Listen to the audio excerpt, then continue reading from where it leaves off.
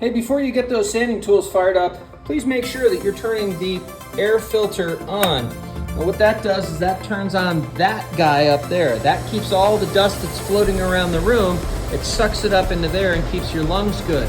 And also, please always make sure that any of our sanding tools or cutting tools that has a hose leading down to it, like this one does, you always start by turning on the big vacuum. This captures 99% of the dust created by the tools in this room. You have to turn that sucker on. If I tell you to turn on the big vacuum, that's what I'm telling you to do. Now, on to the sanding tools. Greetings everyone, me again. I know you're probably watching a lot of these videos, you're kind of done with it. Keep it short. What you're looking at here are two of our three sanding machines. I'll show you the third in just a second. This one here is called the oscillating spindle sander. This one here is a combination belt sander.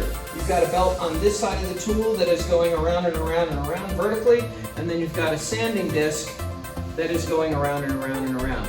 We also have, well I lied, we have three. We have four sanding tools. We have a second sanding wheel that lives on the bench, kind of right off camera right there, kind of right by the window. You'll see. All right, these are used for sanding and smoothing and for shaping. They are very popular with students in terms of danger. They're not terribly dangerous. Just keep your hands away from the belts, and always remember to place your stock flat on the table if there is a table, and make sure that you use fences if there is a fence. The oscillating tool goes like this. You can see it spins and goes up and down. And this sander, these belts will spin, and it's a loud tool, so we're not going to turn it on right now. Let's check out the other tool, the one you'll use most often. I am going to guess that most often you're going to find yourself using this tool. Why? Because it's the biggest, it's the most powerful, and it's kind of right when you walk in, and sometimes students don't actually look around. If you find yourself using this tool or any of the sanding tools, you're going to follow the safety precautions laid out right here. So first and foremost, I want to remind you that when you're using a sanding tool, we got to keep those hands away from the belts. We got to keep our hands and fingers away from the belts. If you need to use a sacrificial piece of wood to hold it down or get your stock nearest to the belt, do that. I'd rather you lose a piece of wood than your little fingertips. It is not fun when you sand the tips of your fingers off. Trust me, I know. Now, the other thing that you're going to want to do is you're going to want to make sure that you are using the fence. You always allow the stock to go down against the fence of the table, and then if there is a fence, a vertical object that you can rest the wood against, then use that as well. It's really, really important that you keep your hands out of this. This is not a feat of strength, it's using the work intentionally. Now, with this tool, this great big belt is going to get rolling. It goes pretty fast. You're turning on the power button by pressing the green on button here, and you're going to hear it turn on. And notice that the tool moves up and down. That's intentional. That helps you sand. Don't try to follow it up and down. Just leave the wood right into it. Okay? That's important.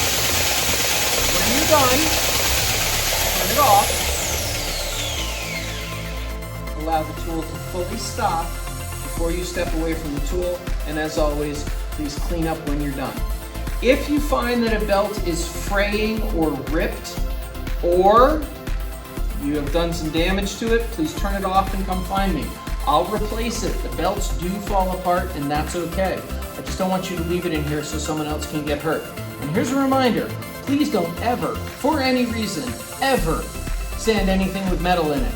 That is, nails, staples, screws, random pieces of steel that somehow got driven into the wood.